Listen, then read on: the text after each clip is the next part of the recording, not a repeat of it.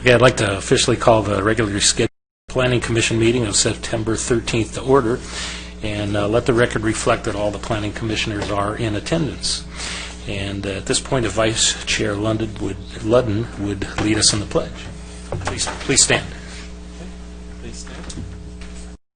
I pledge allegiance to the flag of the United States of America and to the republic for which it stands, one nation, under God, indivisible, with liberty and justice for all.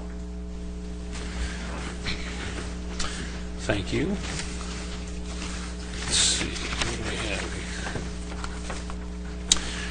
here? At this point, we'll do public comments. And do we have any? No, we don't. Going once, twice? God, the regular guy isn't there. Okay. Do we have any presentation items? No presentation items this evening. All right. But the consent calendar, if somebody could make a motion for that. Motion to approve consent calendar. Second. Let's vote.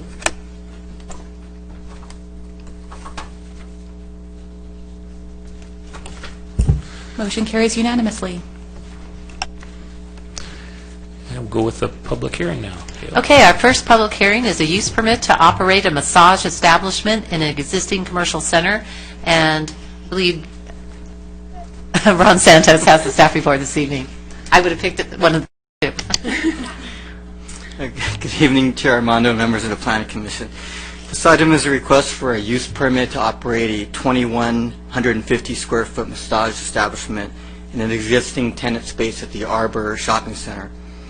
The Hand and Stone and Facial Spa would provide foot and body massage, facials, and facials on a both walk-in and appointment basis. As depicted on the provided floor plan, the facility would include 5 massage rooms, 3 facial rooms, an employee break room, an office, and a waiting room. The business would employ approximately 20 to 25 people, with 11 people on at most per shift. And the business would operate 7 days a week, 9 a.m. to 9 p.m. Monday through Friday, 9 a.m. to 8 p.m. Saturdays, and 10 a.m. to 6 p.m. on Sundays. In addition to the use permit requirement, you may recall that massage establishments are subject to compliance with provisions of Lake Forest Municipal Code Chapter 5.07, a copy of which was included with your staff report. Chapter 5.07 includes an extensive list of facility and operational requirements which are aimed at protecting the public health, safety, and welfare. The requirement includes a Lake Forest issued license, as well as a requirement that all massage therapists complete training and hold a California issued certification. Specifically, the licensing and certification requirements include background checks, which are done by our own police services division, completion of a minimum of 500 hours of training at a California approved massage school. Massage establishment licenses automatically expire after 1 year and must be renewed annually. Licenses are also subject to revocation if the licensee violates any of the applicable regulations. The proposed use complies with applicable parking standards and would be compatible with surrounding uses in the shopping center and across the street, which include restaurants, retail services, and other commercial uses.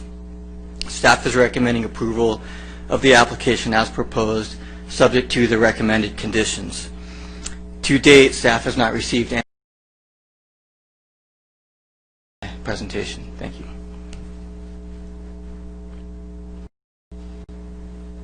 Ron, maybe you know this. You indicated that they do a background check. Is that just on the owner, or is that on each therapist? I believe it's on each therapist that would hold a license, that would try to provide a license. Okay, now there's because they're licensed by the state, and then in addition, then by the city of Lake Forest. Yeah, I'm going to double check that. I have the copy of the code, so I'm going to double check on who's on the background check. Just the establishment, just the owner. Chair Armando, if I may, and I actually was researching, looking into that. speaking, the city looks at the ownership and does background checks on the owners, but the actual massage therapists are licensed through the California Massage Therapy Council, so it's a state licensure, and we check to see that each of the currently employed or intended to be employed massage therapists have the state license, but we do not issue the license, nor do we do background checks on the therapists themselves. Okay, so when a therapist gets hired, let's say 6 months from now or after do they then give the therapist information to the city, or does that just remain with the establishment?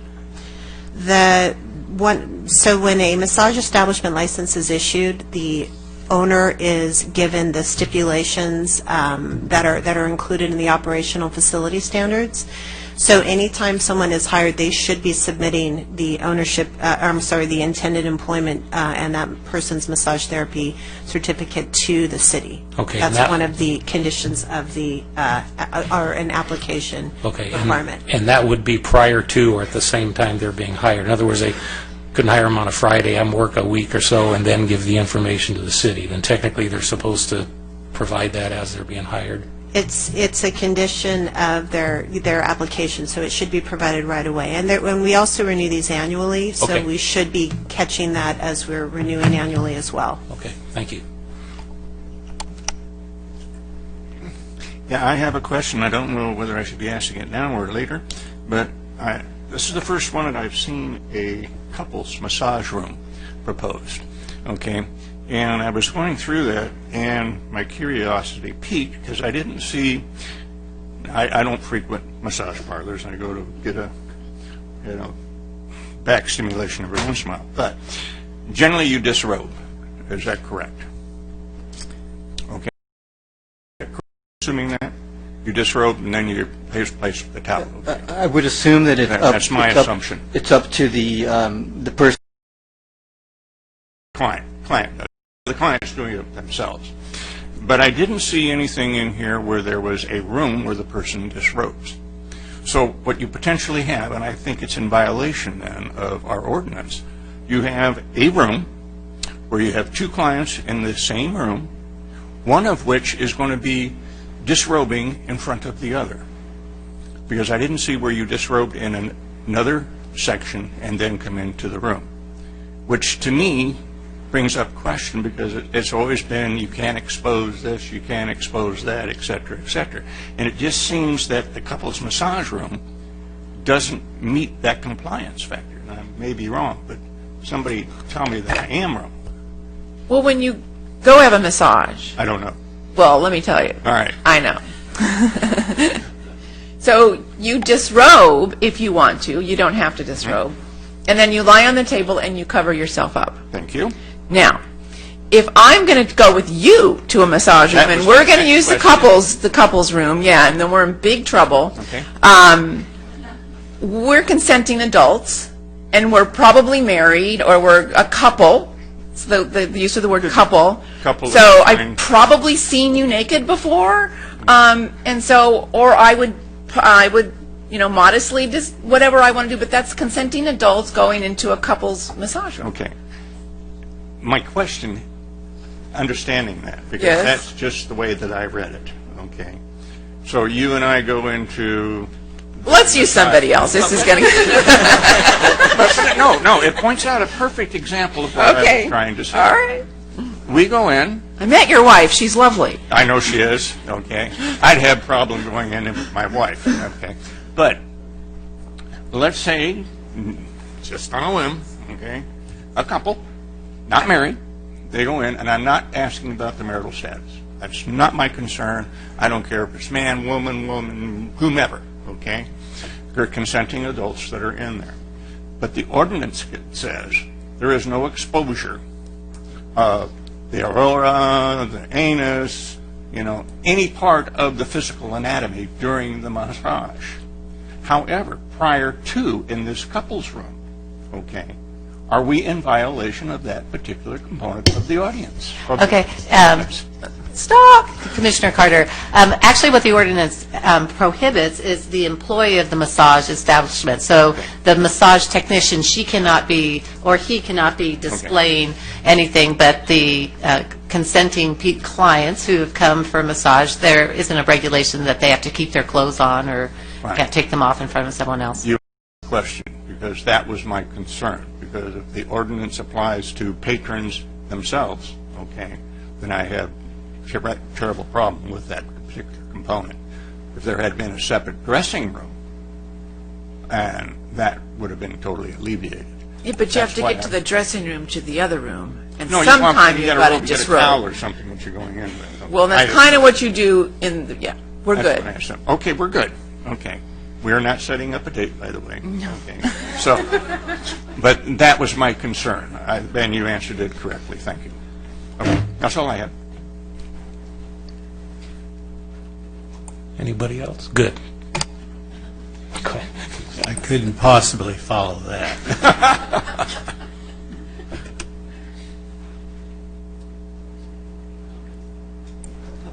We have any public comments or any applicant? Katrina Tang.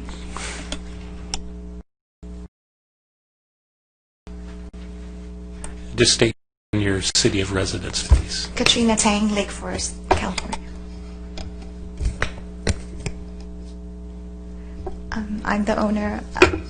I'm applying for the Hand and Stone franchise in Lake Forest. It's me, my husband, and our business partner, Sean Fuller. And we currently own the Hand and Stone Massage Facial Spa in Tustin, California. And Hand and Stone has been in business since 2004. And they have over 350 spas across the nation, and there's about 18 here in California. And we're proposing to open one in Lake Forest to be able to offer an affordable membership-based massage and facial and waxing to local residents.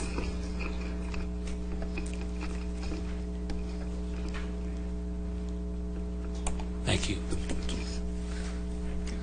you have anyone else? That was our only speaker. Great. And let's bring it back up here. Anybody have anything, any comments or anything?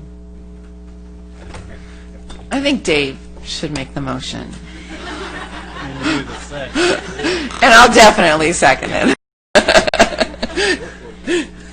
Okay. I make a motion that we close the public hearing, that we approve as staff's recommendation.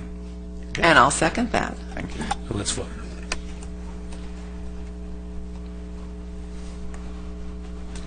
Motion carries unanimously. And welcome to Lake Forest. Okay, the next public hearing is a site development permit to establish the required number of off-street parking spaces for a recovery on this item. Good evening, Chair and Commissioners. The item before you tonight is a site development permit to establish the number of off-street parking spaces for 12 South Recovery, a permitted medical office use located in an existing 4,992 square foot office building at 23712 Bircher Drive. 12 South Recovery provides group therapy and individual counseling for adults who have recently recovered from substance abuse disorder. The proposed tenant suite is currently divided into multiple offices that will be used for the counseling sessions and regular business activities. Based on the definitions in the Lake Forest Municipal Code, the proposed business would be classified as a medical office and would be permitted in the Industrial Park zoning district. However, because the proposed establishment cannot meet the parking requirement for a general medical office of one parking space for every 150 square feet, a parking study was submitted to determine a specific parking requirement based on the unique operational characteristics of the business. As described in the staff report and parking study, there are 8 employees that will be working at this location at any given time. Employees will provide transportation to and from the facility for the 14 patrons by 2 company vehicles. The Lake Forest Business Park was originally developed to provide a parking requirement of one parking space for every 250 square feet of gross floor area. Based on the square footage of the proposed tenant space for 12 South Recovery, 20 spaces would be allotted to this space. As described in the parking study and based on the unique operational characteristics of the business, a maximum of 10 spaces would be required. The 10 spaces required for this use include 8 spaces for employees and 2 spaces for the company vehicles that are used to transport patrons to the facility.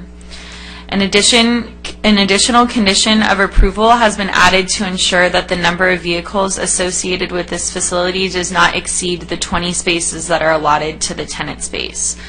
This proposed use is consistent with the allowable uses in the zoning code and is compatible with the surrounding business park. Therefore, staff is recommending approval of. Happy to answer any questions that you have. Thank you.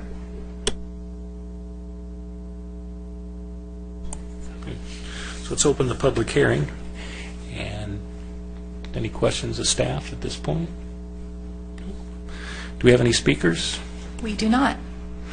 Oh, we do have one. The applicant? And just state in your city of residence, please. Thanks. Good evening. My name is Joshua Stickle. I reside in Trabuco Canyon. I'm the CEO and founder of 12 South Recovery. 12 South Recovery, we're an outpatient facility that treats mental health and substance use disorder. We're certified by the state of California to do dual diagnosis treatment. We're also nationally accredited through the Joint Commission.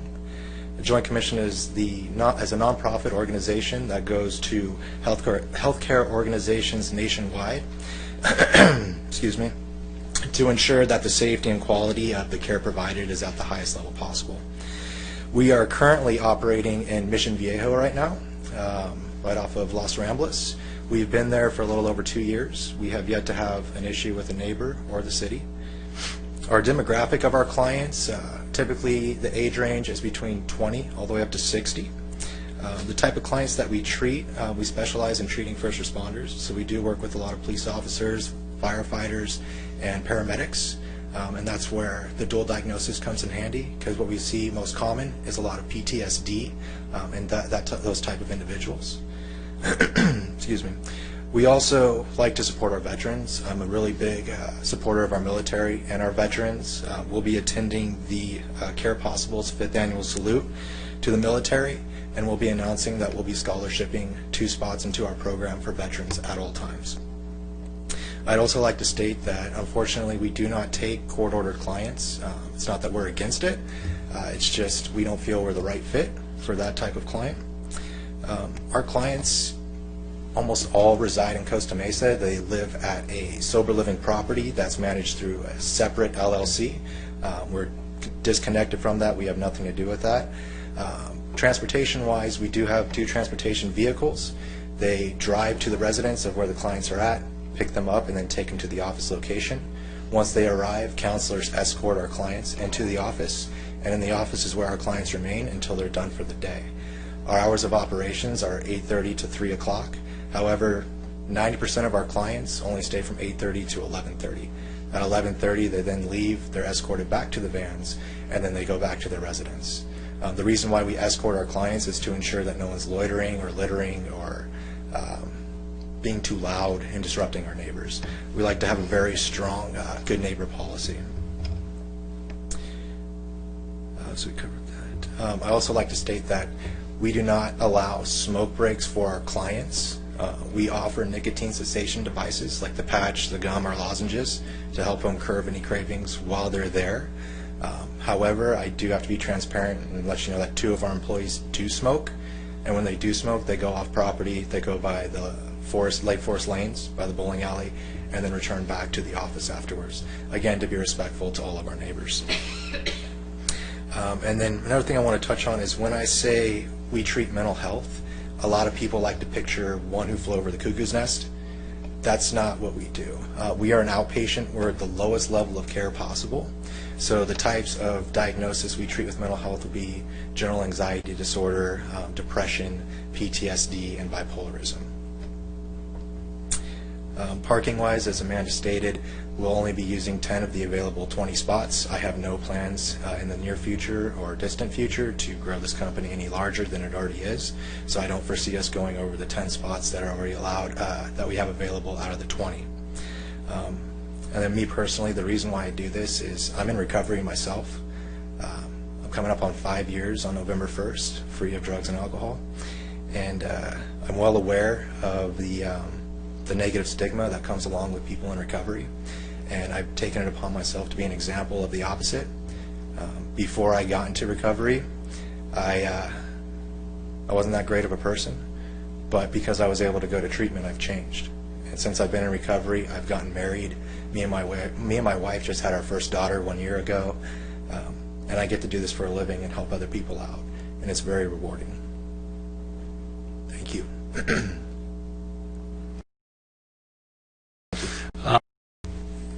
I was going to ask about the court order thing, but you answered that for me. Would it be possible that somebody would, let's say, for lack of a better word, graduate to your program? In other words, they've started out, maybe the judge says, okay, it's not a court order, but you better go do this and come back and tell me how you're doing, however. But they would start at something, and that's at some point when they got to the point, then they would be allowed to into your facility. Is that kind of how that works, or do they? Or people generally just always start out with you guys? Well, generally, what we typically see happen is someone will go into a detox residential level of care, which is 24/7 supervision. They're there with them for 20 to 30 days. After that, they're stabilized mentally and emotionally, and they're equipped to go to continued care, which is what we do. They would then transfer to us. To answer your question about any possible court connections, we do a very thorough pre-assessment to discover if there's any type of court-related issues. Great, thanks. And then I was reading, too, about you. Is that blood or urine or both, or how's that work? Urine testing, the testing is actually not done on site. We do have point-of-care cups that give the immediate results, but we do feel it's necessary for the safety of our clients and our staff to ensure that no one is relapsing, abusing any type of medication or drinking. And you monitor that while the test is being completed? You just don't hand it to them and say, bring it back? Right. No, it's fully monitored at all times. We do have our CLIA waivers, so we are certified to be able to. Okay. And just out of curiosity, how do they decide who gets tested, or when? Do they know when it's coming up, or is it random, or how do well, we do test Monday, Wednesday, Friday, because the majority of substances will stay in your system for 72 hours, so we want to make sure we get in that window. But we also do random testing as well. So if we feel someone's acting suspicious, so test their urine. Great, thank you. And just out of curiosity, during the drug testing, we find that someone has abused. What is the ramification in your use or lapse, if you will? There's a couple options. The first option that we like to do is refer them back to a higher level of care, because obviously they're not ready to be in a lower level of care, and they need to be somewhere where they're more monitored and they're held accountable. Another option is we refer them to a different program. That could be a lower level of care program, but maybe we're just not the right fit for them, and maybe they have something better in store elsewhere. And the third option is we discharge, and those are our three main options. Thank you. You're welcome. Period for one of your patients? On average, you're talking about how long a patient stays in our program? On average, our patients stay 90 days is the average stay. They can stay up to 6 months. It's very, very rare. Stay 90 days. And they may be in the sober home in your facility. Right, exactly. The sober living home, like I said, is a totally separate entity. They pay their rent there. They can stay there as long as it has nothing to do with us in our care. Right, right, okay. Just out of curiosity, the sober living homes that they would be residing in, do you make sure that your clientele are in a legitimate, licensed home, or can they just come from anywhere and participate? Are you talking about just any client in general coming to us? Any client in general. Are you doing any background to find out if they're in fact living in a home of multiple as a licensed facility or? Right. Yes, so we try to ensure they're coming from a licensed facility. If it's a sober living, we have had instances in the past where they still live with mom and dad, and they have to come see us there, so we keep in contact with the family. Either way, we're keeping in contact with the support staff over at the sober living or the families to ensure that they're doing what they're supposed to when they're not with us, because they're only with us for a short period of time during the day. I'm just curious if there are any governmental programs associated with Governmental programs, honestly, I'm not sure.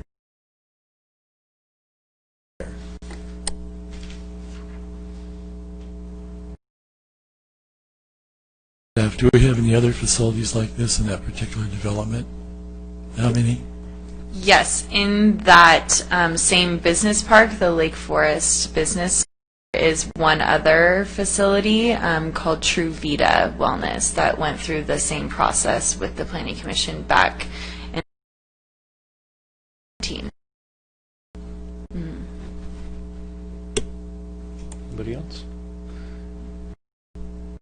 Thank you. Thank you.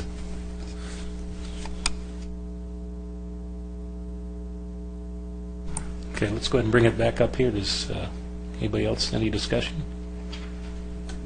I don't see any reason not to approve it. I would say that we close the public hearing and approve staff's recommendation. Great. I'll second. Let's vote.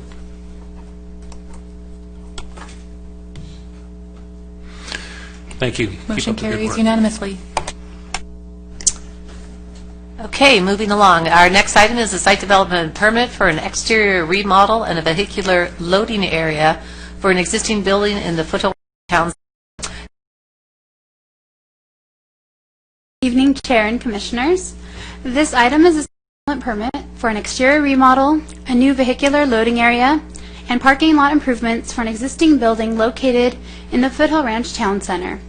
A new business called At Home, which is a home decor retail store based out of Texas, is proposing to open their first California store here in Lake Forest. At Home is proposing to combine the existing Michelle's furniture tenant space and the adjacent vacant tenant space. The project includes the replacement of 2 existing tower entries to 1 large tower entry with 2 gabled roofs. The new elevation would feature new columns, arch colonnade features, and arch features with decorative cornices. The existing architecture for the adjacent PetSmart tenant space and the side and rear of the building will not be changed. However, the entire building, including the PetSmart, is proposed to be repainted with a palette that includes off-white, tans, and gray colors. The facade remodel is in compliance with the city zoning code and the applicable design guidelines.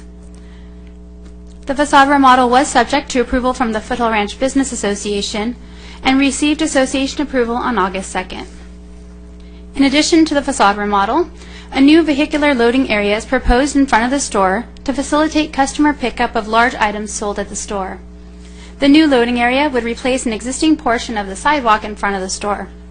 The city's traffic engineer reviewed and approved the design of the loading area, and the adjacent sidewalk is in compliance with the California Building Code accessibility requirements. Lastly, in accordance with the California Building Code, the applicant is proposing to relocate the handicap accessible parking stalls closer to the new building entrance and add some new shopping cart corrals. These changes will eliminate a total of 9 parking stalls from the site. With the elimination of these stalls, the overall parking of the center still exceeds the city's parking requirements and includes over 47 additional stalls. Overall, the remodel represents an aesthetic improvement over the existing design of the building and is consistent with the zoning code and the design guidelines. Staff is recommending the Planning Commission approve this site development permit. Thank you. Anybody have anything? Let's open the public hearing. Do we have any speakers? Brian Renz. Just name your Friday, I apologize. name and your city, please. Yes, sir. Brian Lorenz, Dublin, Ohio. So, out of towner. On behalf of At Home, I'm representing the architecture and the planning for them, and they're very excited to be coming to Lake Forest.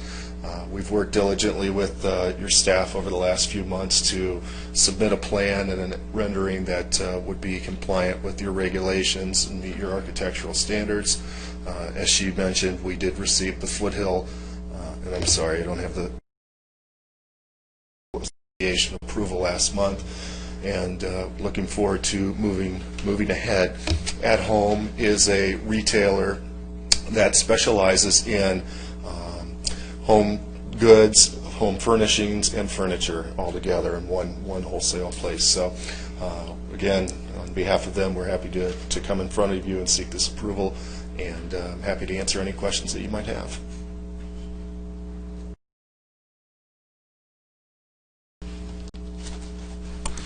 Thank you. Thank you. Well, let's bring it back up here. Do we have any comments or anything? Well, I'm kind of excited about this. More so than that couple's room. So it's pretty exciting that At Home. I was looking for it. Where is At Home? There's just nowhere except for is in like there's Texas, and was there no? They're based out of Plano, Texas, just outside of Dallas, and you're exactly right. The closest one is just outside of Las Vegas. Yeah, I was going to do a little trip just to check it out before you got here, and it was just too far away. Right. So he's like, absolutely, yeah, great community. Yeah, thank you. I just have an observation. 84,000 square feet. It's a big chunk of space. Good. All right, that's my only comment. Oh, and I also wanted to say that I love that loading area idea, because I think a lot of, it's like you go to these home stores, I won't name them, and you're just like, you can't get in and out if you have a big item, and then having the shopping carts in the parking lot, I think that's a plus too, because you just never know where to put your shopping cart, especially in some of the other areas that don't have that. So thank you for adding those. Anybody else? Somebody make a motion? I think it's a really good addition to that particular shopping center. I think it will make a good anchor for that particular area. I move to close the public hearing and bring it back up here and approve staff's recommendation. I'll second that. Let's vote.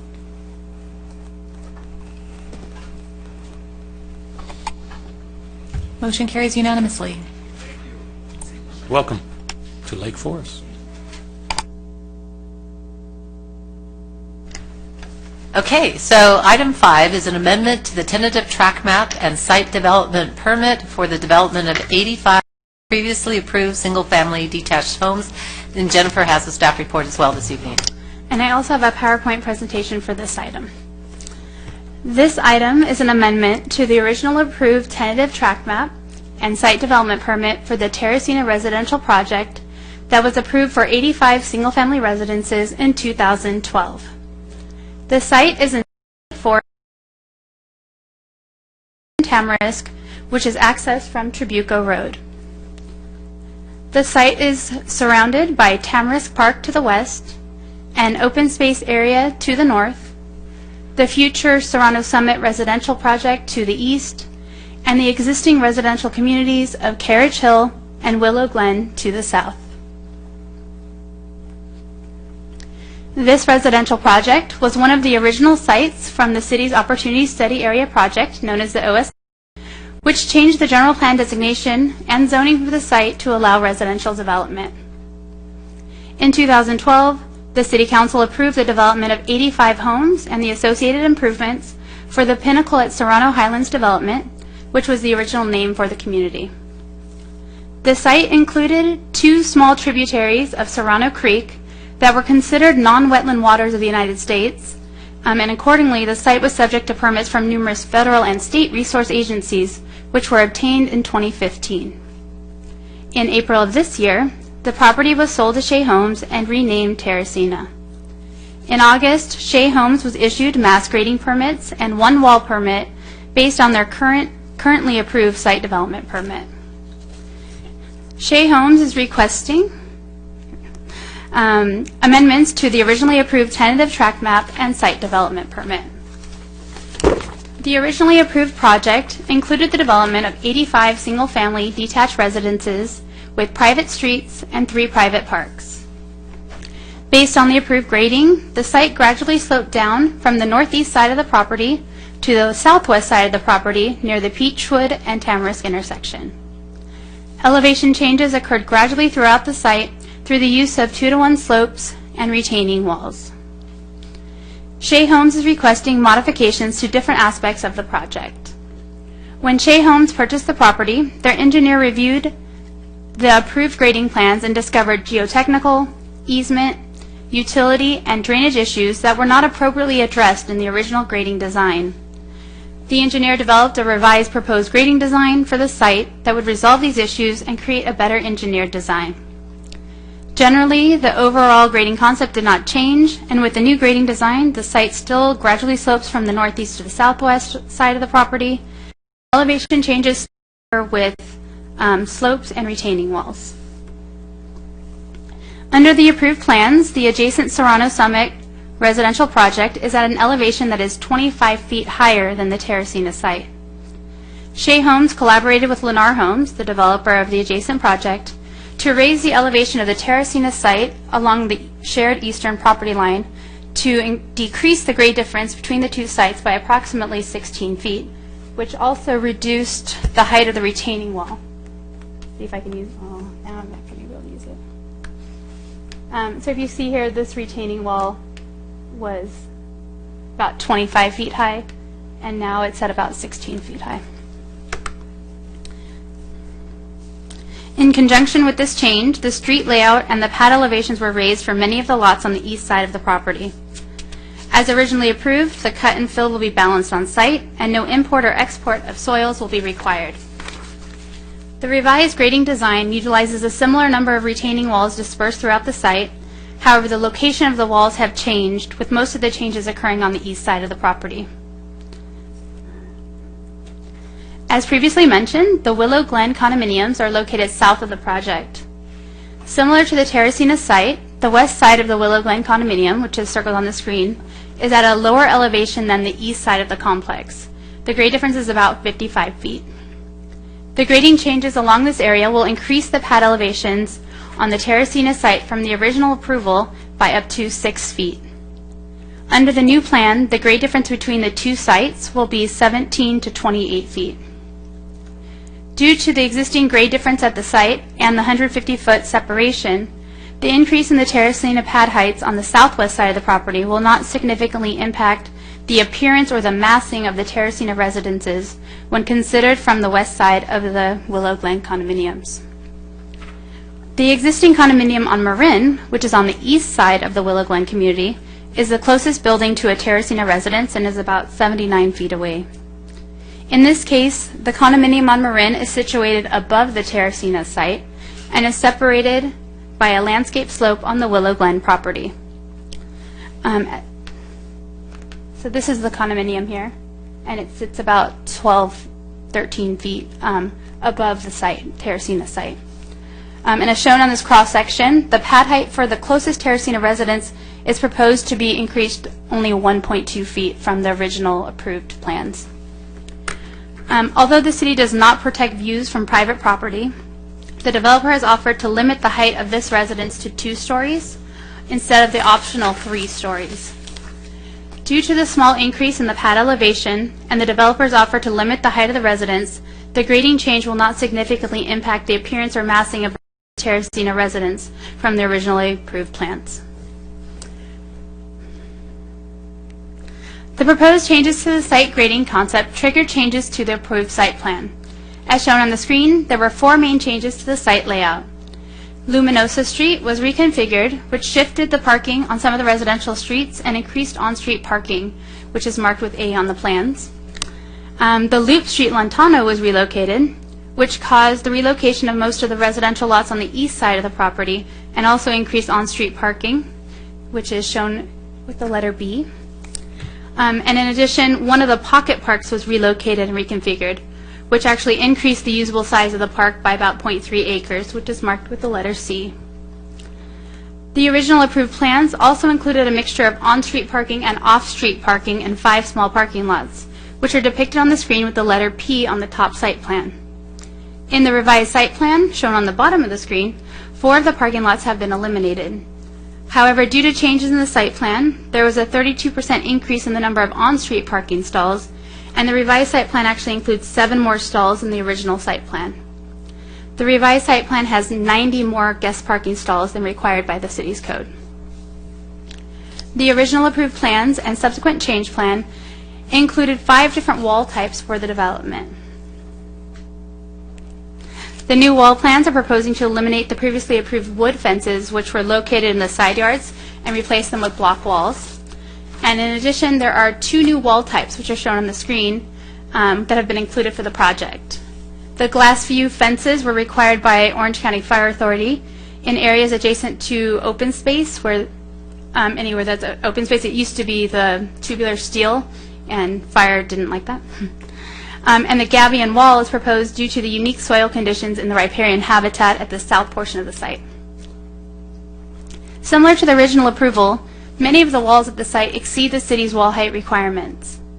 The proposed wall heights are necessary to accommodate changes in grade while still maintaining a private and secure yard for the future residents.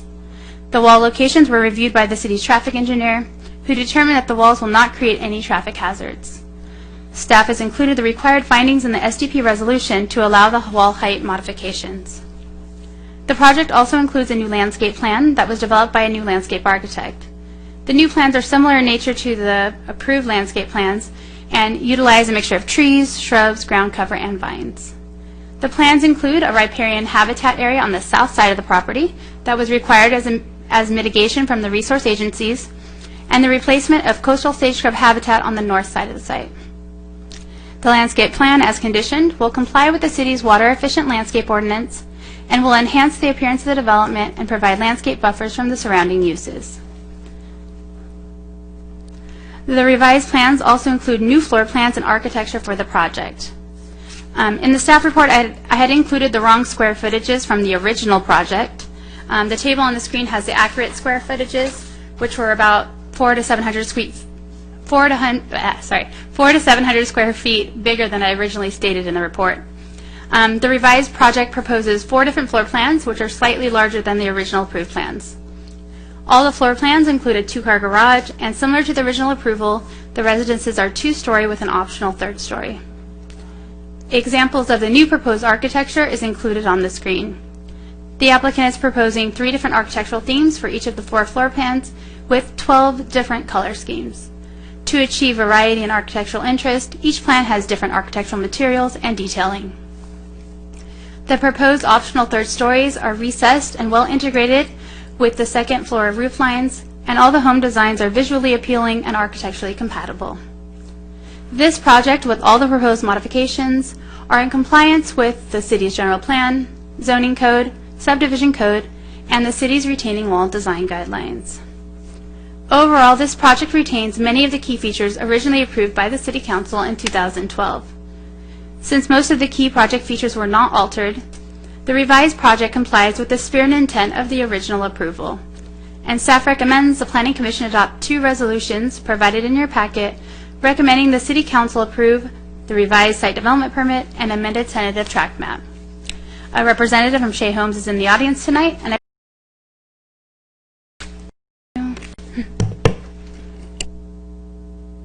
Any questions of staff? Anybody? I have a question.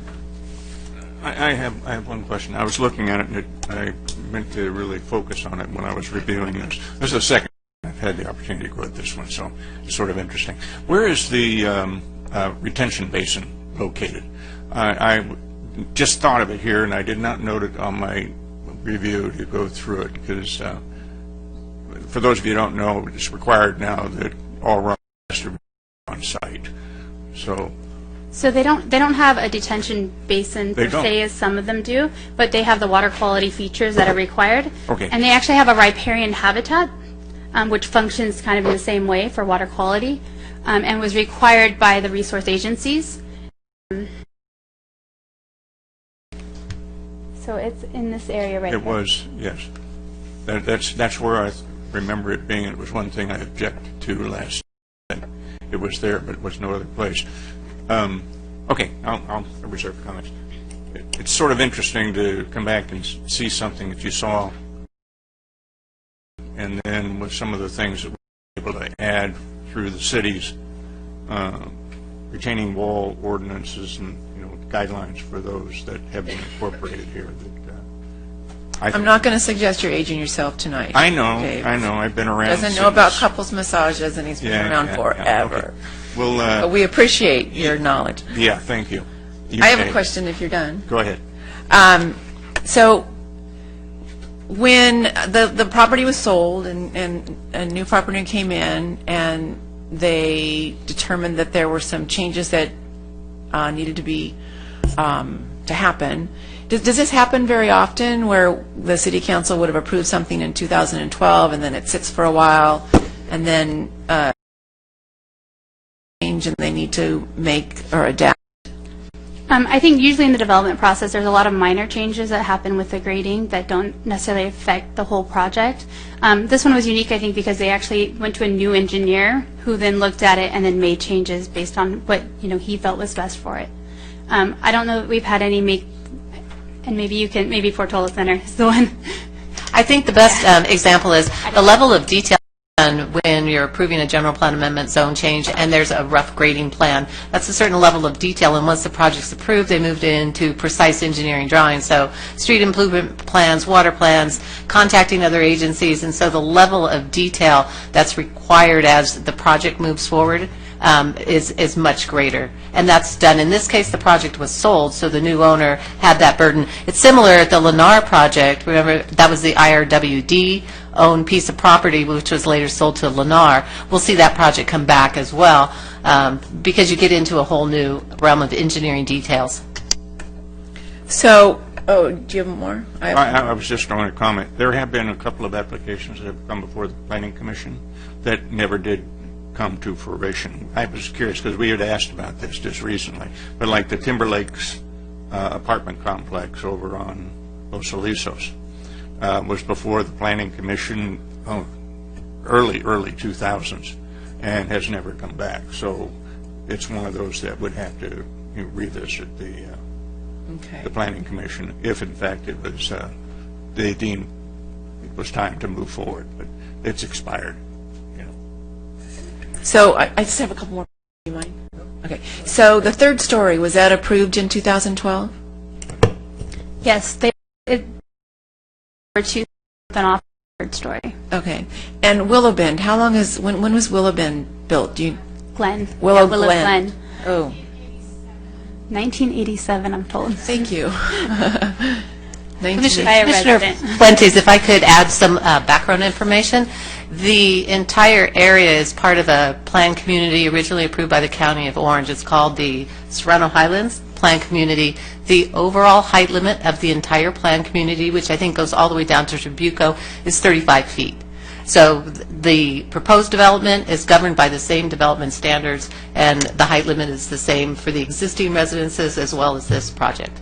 So in 1987, the area that we're looking at tonight, that would have been zoned or planned for what we're seeing? Or were there particular approvals that were made in 2012 that... Well, I'm speaking of the overall zoning standards. That's in the planned community text. The zoning standards for this area of the city, and it's actually quite common, is 35 feet. As far as the height of the building Yes. goes? Okay. All right. Thank you. But it's interesting to note, you've raised that site in a number of places almost 16 feet. So the houses, in effect, are now up 16 feet higher than they would have been previously? That's correct. I'm just curious how that affects the neighbors around them, because when it was approved in 2012, none of those houses would have been anywhere near that high. Is that correct? I'm sorry, could you rephrase your question? Well, when you were in 2012, you still had the 35-foot height limit. You still had 3 stories. Yes. Now they've come back and they've raised the site 16 feet. So now these new homes now, with this change in grading, now raises the new homes 16 feet higher than they would have been, right? That is correct. The overall building pad has been raised in elevation, and it's separated from the existing homes by quite a distance. And the staff report notes that, and the city we don't have view protection, but we're looking at the overall massing and the difference between those projects. So it does have some effect on the existing neighborhoods, but maybe not to the extent that maybe it might have. And just to clarify, the adjacent to the Willow Glen community are about 6 feet higher, a maximum of 6 feet higher. Okay. So they're higher On that, by 6 I mean, feet. throughout the site, they do get higher. Immediately adjacent to Willow Glen are 6 feet. I was just curious because that's quite a bit of grade change. The main difference I think the grade change did was reduce the height of the retaining walls. And that is the saving grace about raising the site itself. Now you don't have 26-foot high retaining walls that under the previous plan we would have had to have been confronted with, if I'm not mistaken. Right. I believe Jennifer stated that the greatest difference in the overall pad height is 16 feet, but it occurs at the Serrano Summit interface on the eastern side.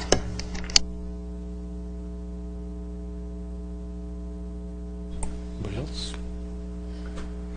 Great. Good. Yes? All right. Do we have any public comments on that? Brooke Doy?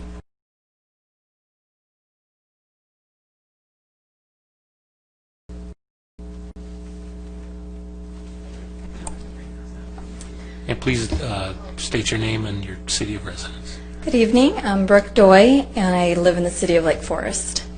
And really, I'm just here to answer any additional questions you guys have. Shea Homes is, of course, excited to continue building in the city of Lake Forest. Obviously, Baker Ranch has been very successful for us, and this is another great opportunity.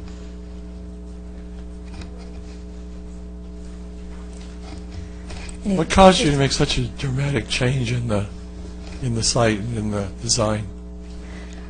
Well, I mean, the architecture we felt just needed updating. What was originally approved was actually done in 2010. So by the time it was approved in 2012, and then now in 2018, just what we've done with floor plans has changed, and then also we're taking a little bit more of a modern look to the exteriors. But then in regards to the site, the engineer, as Jennifer had pointed out, when we switched engineering firms, the original tendon map that was approved didn't quite balance. So that was one of the reasons we had to raise the site, was to make it balance so we weren't having an import-export situation. And a lot of that you don't know, as Gail said, until you get to the final engineering. We've done the soil studies. We know what shrinkage is now. So that was one of the reasons for lifting the site. Obviously, the 16 feet, that was to have the better interface with Lennar. But then it was to make the different utilities work. We had a lot of constraints in Peachwood because it was jam-packed with multiple existing utilities. And so it was to make a more feasible plan, have less walls. It sounds like you did a good job. So we think so. Anybody else? Thank you. June Sutter? Hi, I'm June Sutter. I do live in the city of Lake Forest. I am residing in the Willow Glen area of the project, and I'm pretty much kind of at that bottom slope there. Yes. Now there's talking about raising it 16 feet. They've already put in the retaining walls that are at the corner of Tamarask and Peachwood, which would be I believe their model site. That is a retaining wall of approximately 16 feet already. So we cannot even, it aesthetically across the street is our recreation area, but it is causing a little bit of a site problem for the rest of us that have lived there for over 20 years. And we do have that slope that is adjacent to the homes that are in 84 through I think 80. That we have quite a few aged trees there, and I believe that the grading along that property line is impacting our trees, and I would request that Shea have an arborist check our trees or work with us on making sure that those trees are stable after grading, because they are going down quite far and they are importing dirt to the site, because I've seen them coming in on the weekend. So with the saying that there was no import of dirt, there is. I'm really kind of distressed with them being, even way above us, because they're building it up way higher than we anticipated. I've been there through the 2012 review before, so I'm not against Shea building, but I think that, with the raising of the site, it is going to be a different problem, and also I am concerned about the traffic coming down Peachwood, because the whole site will be emptying onto Peachwood, and requesting, like a traffic review, because I don't know when the last time they have done a traffic review in that area, with so many people moving into the condos, apartments, and things like that. And I thank you for your time. Thank you. Rich Farina.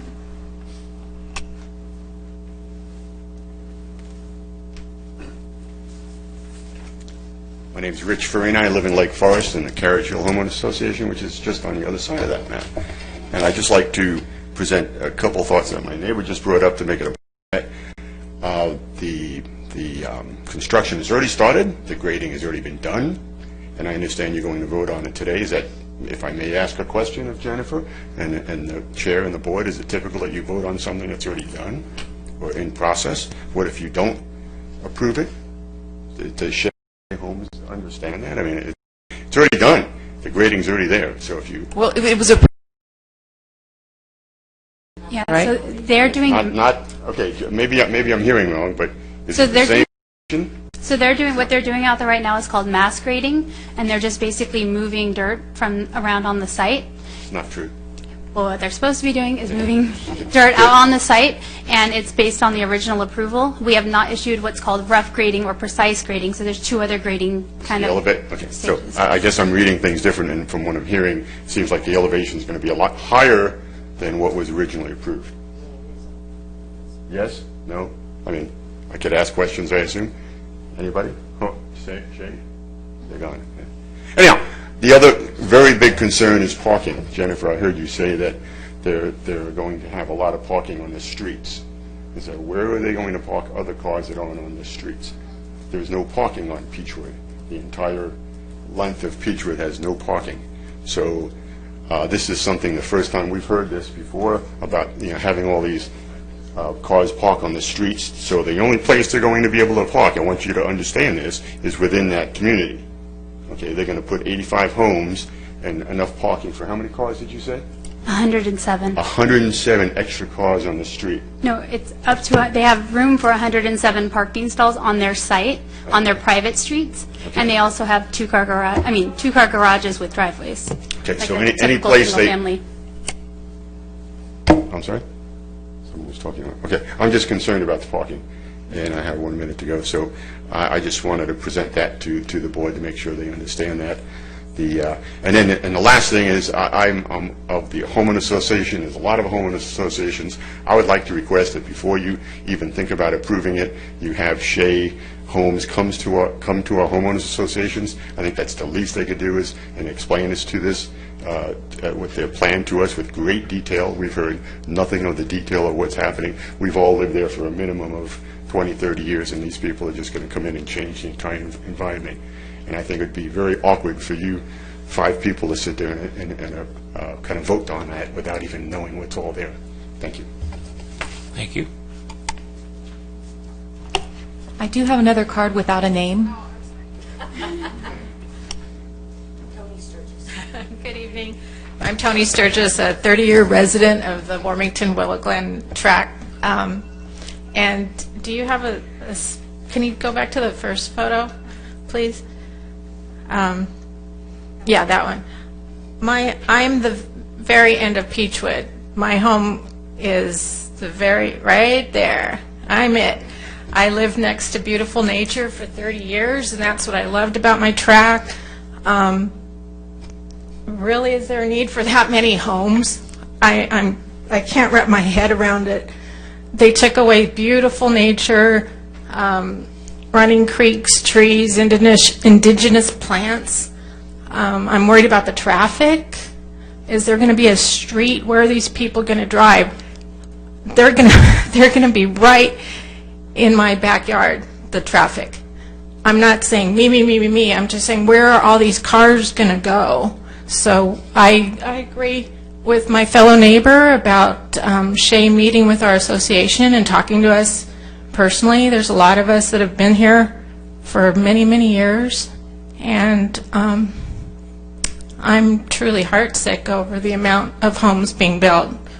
And I find it hard to believe Baker Ranch is every home in Baker Ranch occupied? Are they all sold? We have a few more things. Wow. That's it. I'm just venting. Thank you. Thank you. I don't have any other cards.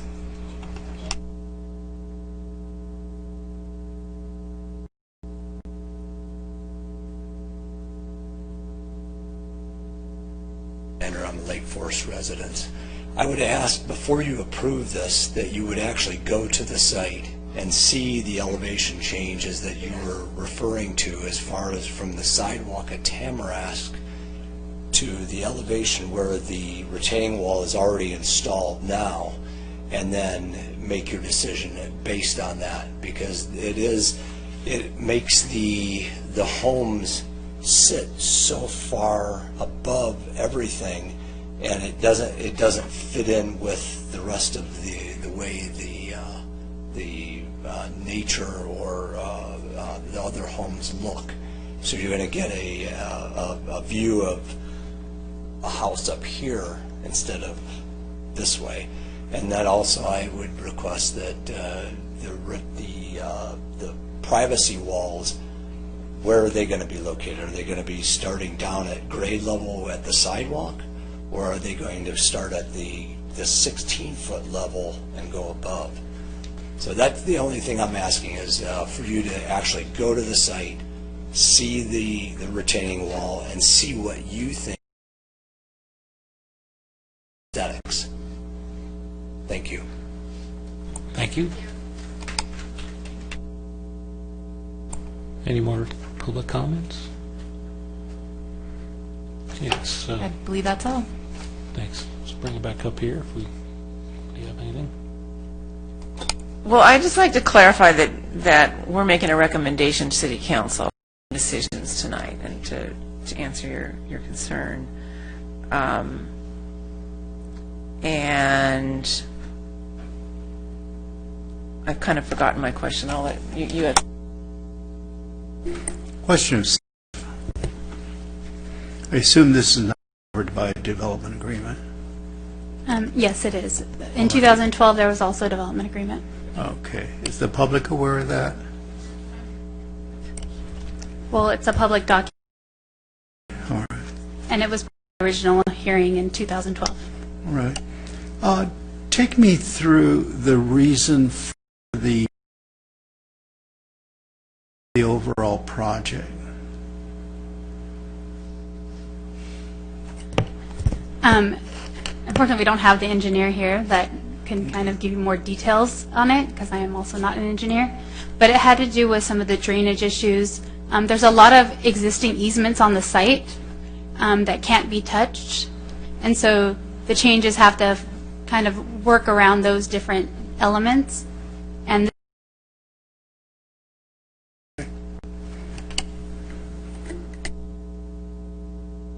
So the height of the houses have changed by how many feet? they're about the same. The 3 stories in the original were actually up to 35 feet. Oh, I'm sorry, not the height of the houses, but Mr. Alexander was saying, would I want to live somewhere where there's a house up here? That was approved back in 2012, correct? So the developer has that right to, and we're changing that by how many feet? So it depends on where in the site. On the areas on the lower southern part of the site, it's not more than 20 feet. And the ones that were 20 feet are not, there's no houses that it would block at this point or view it, the ones that would be 20 feet. The only ones that would only, how many more feet more than was approved? On kind of this side here, they're 6 feet taller than they were approved. And on this side,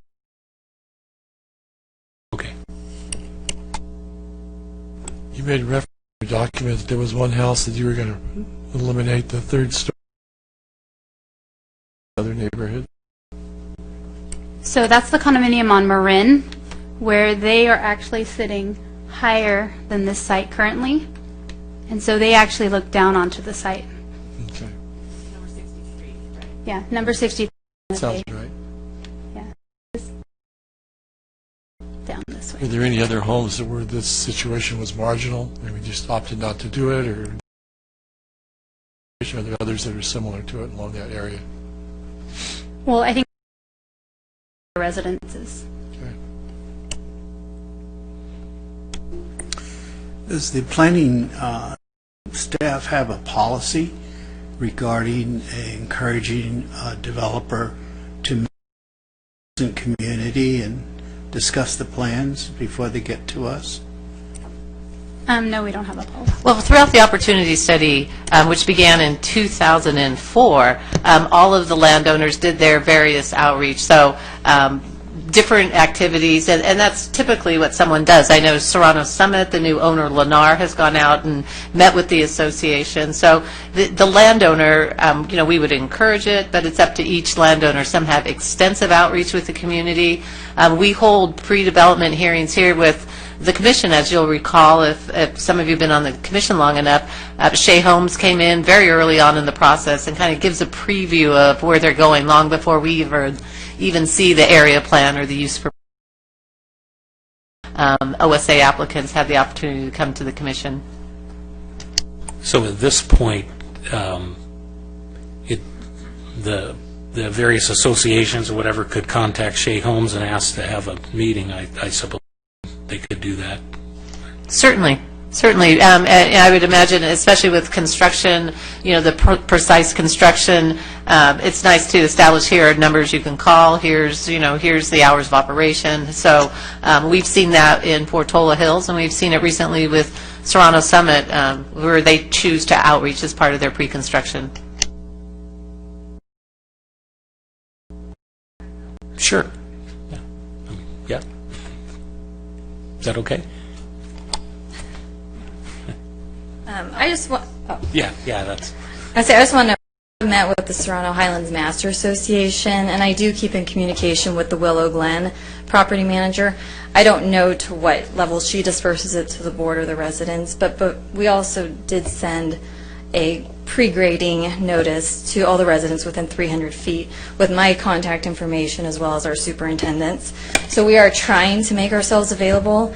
I haven't had anyone call me as of this time. And then I wanted to point out the stuff that's already in the ground, the wall that's there, they're only a foot higher than what was approved. So it's not a drastic change right above the park. So if that helps clarify, because I know there are questions on why was that already able to. So. Thank you. He's up here. Do we have anything to ask of Shea at this point? Great. Thank you.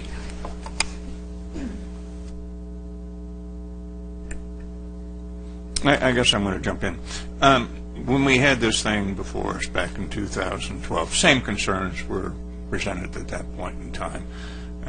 The loss of view shed and things of this nature. What we have is a private developer and has land that's able to develop that parcel. So that's one of those unfortunate, we can't keep it the way it always has been. It was one of those, a trade-off between we either stay and whatever have you, or we move forward and ahead. I don't recall at the time, which was a long time ago, that we had third stories proposed at that point in time. They were probably allowed, but I don't recall seeing them. Were they in the design? I don't recall that they were an option or not. I know the third story thing has become a phenomenon over the last 4 to 5 years. I think the third story thing is actually being constructed in Orange County, all over the place at this point in time. But I do know that when we looked at this thing initially, especially where we have that, when you said, little trail that goes down through the center of the site, right where it says Trina, yeah, that one. There was a lot of issues at that point in time with that because if I recall correctly, the grade differential between is that the east side and the, I forget, orient me, which is east. Okay, north, so east is that way, west on the west side. The was far lower than that on the right, and there was major issues in there, and I think that's where a lot of the easements and things of that nature proceed through. So that's one of the constraints you have with so. And I know at that point in time there was quite a bit of discussion. They were going to take tons and tons and tons of dirt out, and there was concern about that too. So now they're trying to spread it within the existing confines. Yeah, it's the one thing that I can say that in the original one, the design of the homes that were proposed at that point in time were probably the highest level home development we had in Lake Forest at that point in time. And frankly, I see that these are even improved over those as far as renderings are concerned. So it's not like we're bringing in, you know, something that is detrimental to Lake Forest. Unfortunately, we can't retain, you know, the view shed that many of us have had. I do like the plant palette much better in this one than I recall seeing in the last one, because this has got the live California oak and things of that nature, which is reintroducing back into the area that which has not been seen in this area in a long time. So there are trade-offs in that regard. Traffic, I know we had some alignment issues, if I recall, at one point in time, but I think those were addressed. And parking, I do like this particular project proposal better than I did the other one with regard to the parking, in that it had central parking in the center, like parking lots in the middle of the development. It just looked funky. It really did. Here they've spread out the parking within, and it's going to be private streets. So I believe it's private streets, is it not? It is private streets. And the advantage of this over several developments we've seen in the past, or the last couple of years, the fact that they got two-car garage and an 18-foot drive on each one of those. So there's a lot more opportunity to put the cars within the proposed development, all right?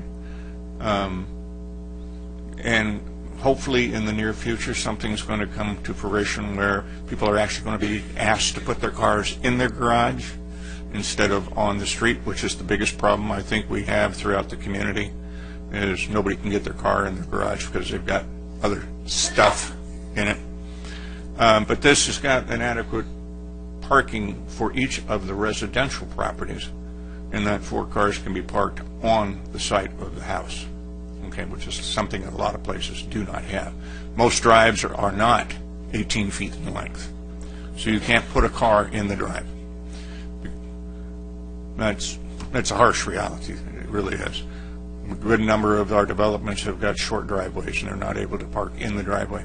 They subsequently spill out to the street. So I see that as a positive. It's not a rectify to all, but at least it's a move in the right direction. And we increased the number of parking spots by 7. That helps. This is not going to be a gated community, is that correct? Not proposed as such? It's not proposed that way. Okay. That's about all I can recall from what we had in the past. I do know there were several issues we had when the site first came to us, and I can say that what I've seen in this review, a number of those that were concerned at that time for me have been removed. I think we got a better project now than we had then.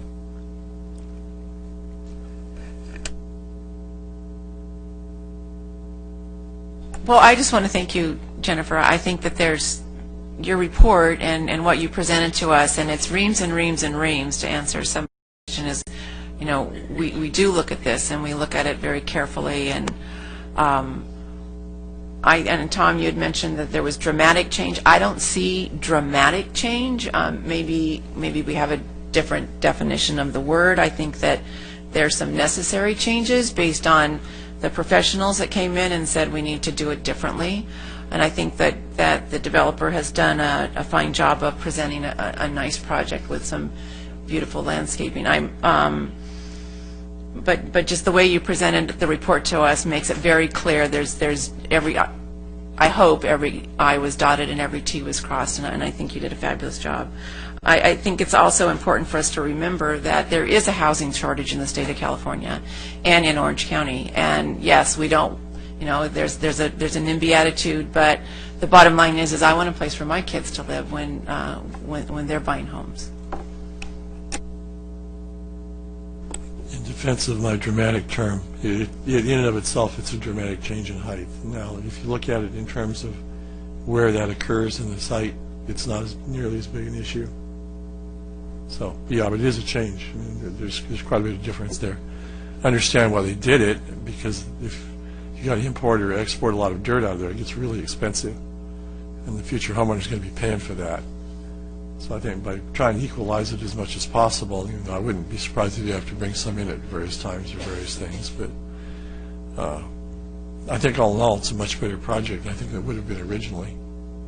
And apparently it cures some problems that would eventually, I think, have created other issues in that development had they not been repaired. So, from my mind, I think it's, if you're going to build houses, I think I'd rather see that track than some of the others you've seen. Yes. In the past, we've asked for the developer to put in the HOA guidelines that the garages have to be checked. Is it too late in that process that we can add that as a stipulation, that they include in their CCNRs that there will be garage checks and 2 cars should be utilized? They're not storage? Well, you can. You guys have the wording for it. It's sort of like you make the homeowner association the police force of the group. It can be one thing to, I know they tried in our association to mandate that you have the garage doors closed, so you look like Batman. You go in and drop down. You didn't know who your neighbor was, up and down, up and down. And I know there are certain areas in Irvine that, of course, I think Irvine is more of a police state. It's one thing to make that recommendation to the home association that they included, to encourage people to utilize their garages for that, and I am not object to that whatsoever. I think it needs to be encouraged from this point forward that homeowners associations stipulate within their CCNRs that the garage is meant for the placement of cars. Okay. The one advantage to having this thing have been deferred is the fact that the retaining wall guidelines were not in existence at the time that this initially became before us, and I can assure you the retaining walls out there would have been massive. I'm talking probably almost twice as high as they're going to be as a result of those guidelines going in place. So there's advantages for deferment. So I think in this case we've, benefited from a lot of things that have taken place in the interim between that. I wish I could protect every tree and every ravine and all of that we've all done, and that's one of the things in the future general plan we've got to pay attention to, and we don't lose that aesthetic aspect of the community that we have. Unfortunately, growth is growth. But so what do you think? Is there consensus in there to request that they do? Maybe you have it already, Jennifer. Yeah, it's already in there. Oh. Basically, it says the CCNR shall include a provision ensuring that residential garages are permanently and continually kept available for occupants of the attached residence. So shed, no man cave. Yes. Okay.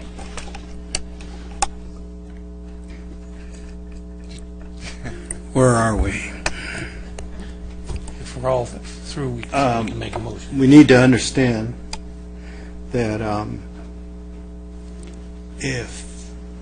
first of all, we vote on a recommendation that's forward to the council, and the ultimate decision is made by the council, whether they like our recommendation or not.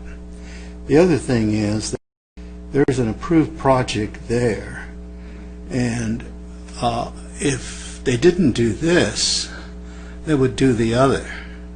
So you still have the same impacts. However, overall, just about every corner of the new design is greatly improved. They're stair-step in their pads. I'm always worrisome of large retaining walls. And I think they've done, I don't want to say an excellent job, but a quality job of improving the design internally, for sure. I know that it doesn't help you guys with the perimeter. So, and also this is covered by a development agreement in which some years back the city council and these property owners and their assigns reached an agreement with the city a long time ago. And so I just want to say that's kind of where we are. I would like to suggest that in part of this recommendation going forward that we request that council encourage that Shay reach out, make a concerted effort to let the folks know out there exactly what's coming. And because I know we've done that up in Portola Hills, I think it helped tremendously in the understanding of what was going in and what the impact would be. And I know in those situations a lot of that was remedied, you know, even through the construction phases of several of the parcels. So I think that's something that would be something I would like to include in the recommendation to council. Maybe it would be to continue, because it sounds like they've already reached out. Because it's been in process, but it's been a while since, you know, this thing came before their homeowners association in 2012, that it might be, you know, warranted to do a reintroduction, if you will. Okay.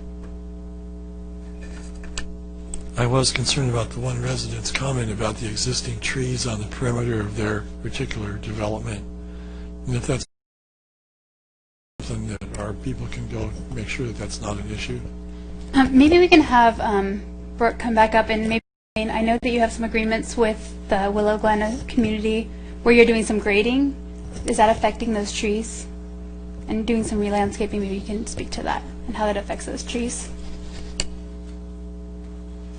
Yeah, part of what we've been working on with both the master and the association is there is a piece of grading at the top of the slope where we're kind of cutting down the mound. So it actually comes down up there where it peaks right above the homes on Willow Glen.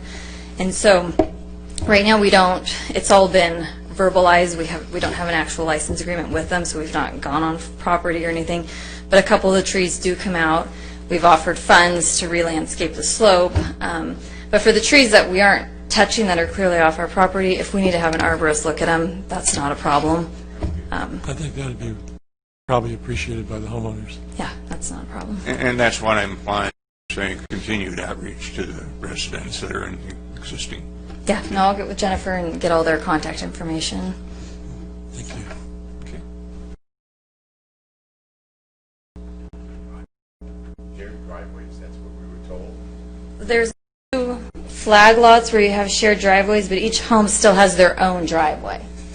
So What is the definition of a shared driveway? to get to the home in the back, 2 homes are sharing one of the driveways, but they each have their own 18-foot driveway. What it turns out to be is it's like a drive access to your driveway, okay, but it's considered a fire lane, if you will, but each of the residents has an 18-foot driveway to the entrance to their garage.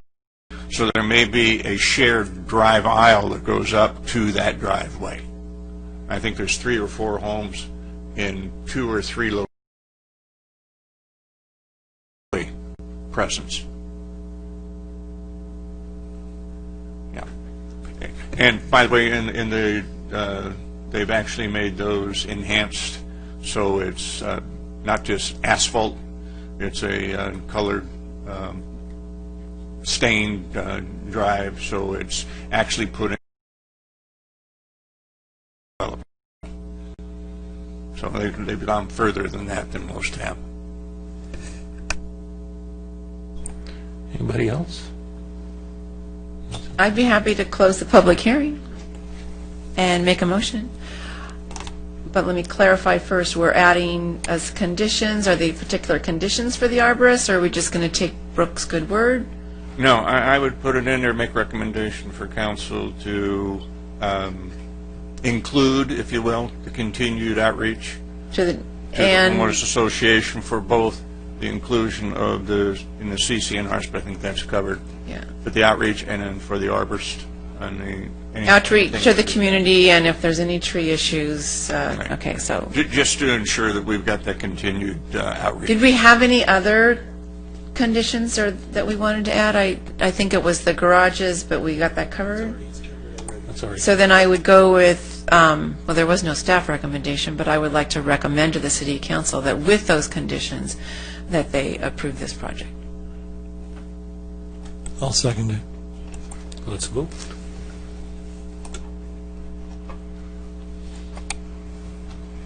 Motion carries unanimously.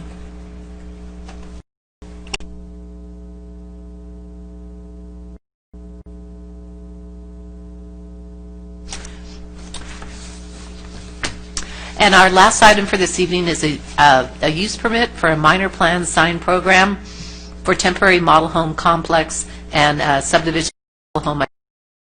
And this is for the same project, and Jennifer's here with a staff report as well. All right. This item before you tonight is a use permit for the model home complex and 2 minor plan sign programs for the model home signs and 1 permanent monument sign for the Terracina residential development. The proposed model home complex is located at the entry of the development near Tamarisk and Peachwood intersection and is approximately 275 feet from the residences at both Carriage Hill and Willow Glen. The proposed model home complex will include 3 model homes, a sales trailer with a trellis, a sales trailer patio, landscaping, and a parking lot. The applicant is proposing to open the model home sales trailer prior to the completion of the construction of the model homes, and during that time, a 5-foot vinyl fence will separate the sales trailer from the construction activity. The proposed hours of operation for the sales trailer office will be daily from 11 a.m. to 6 p.m., except for Wednesdays, which will be open from 2 to 6. The model home complex will only operate during daylight hours, and as conditioned, will be closed by 6 o'clock daily. No special site lighting is proposed, and significant noise will not be generated by the operation of the model home complex. This project also includes a minor plan sign program for the temporary model home complex signage. The developer is proposing to have 5 types of different signs at the model home complex, all of which will be located on private property. The only temporary signage visible from the public streets are 6 flagpoles at the main entrance to the building. The number, size, and heights of the proposed model home signs are comparable or less than other previously approved model home signage and meets the city zoning code requirements. Lastly, this project includes 1 new permanent sign for the development, which is proposed at the entrance to the neighborhood. The sign includes a 4-foot tall stone veneer wall with 15-inch tall aluminum channel letters with the sign copy Terracina. The sign copy is proposed to be lit with an LED strip that's behind the letters.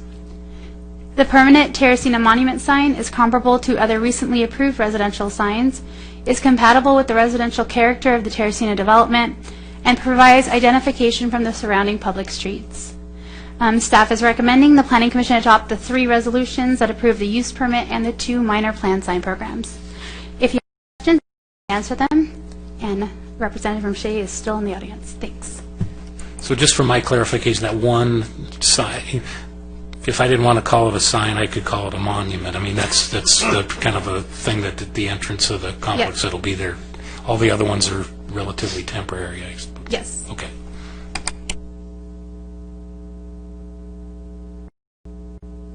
Anybody? Do we have any public comment on that? I only have 1 card from Brooke Doy.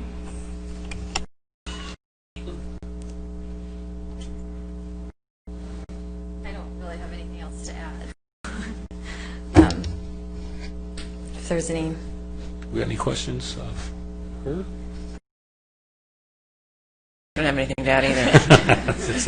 I guess that answered my question that you answered. Okay, let's bring it back up here. Anything? I think it's acceptable the way it's presented. I move to close the public hearing and approve as staff's recommendation. I'll second that. Let's vote on that.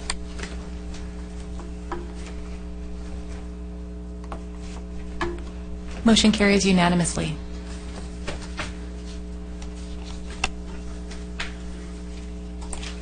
Nothing else, Gail? No, that's it for this evening. Any director's comments? No comments this evening. How about the city attorney? No comments. Starting at this end, are we hearing anything? You don't have to. I want to thank staff on the level of detail that was presented to this, and also from the applicant, the level of detail that these particular things, I think, were far greater than we've had in the past. It's amazing to see over the years of how things have increased as far as the information that you're being required to assimilate for the presentation. It's an exceptional job. Jennifer, I think, the minutes have more detail in them than they have ever had. I appreciate that immensely. And lastly, I'd like to thank those of you who were able to attend the gala I had for Boys and Girls Club. It was an outstanding evening. It is something that I intend to do annually, so it should be the event for the city to look forward to. It's called the Night Under the Stars.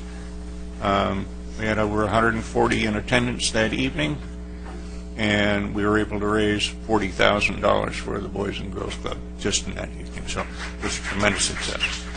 And it was fun. It was fun. It was actually fun. No couples massage. Nope. But it was fun. And other than that, I have no other further comments. I thought it was quite impressive that Shay has put this project together since April. I mean, that's a lot of work to do between now and since April. And I think you're to be commended for doing so much work in such a short period of time. The staff, too, because that was a huge report. I was beginning to wonder if I was ever going to get through it. But you did a great job on that, and it was a complex project, and certainly staff gets a lot of credit for their presentation for all the projects tonight. Thank you very much. And thanks, Jennifer, for your work. And thank you for coming and giving us your concerns. I hope some questions and we can come to a common ground. And I know we can't make everybody happy, but hopefully we're on that track. Thank you. No comment. Jennifer, you did a great job. There's a lot of detail in there. I think the staff report was 414 pages, so they did a really excellent job. We're really happy with it.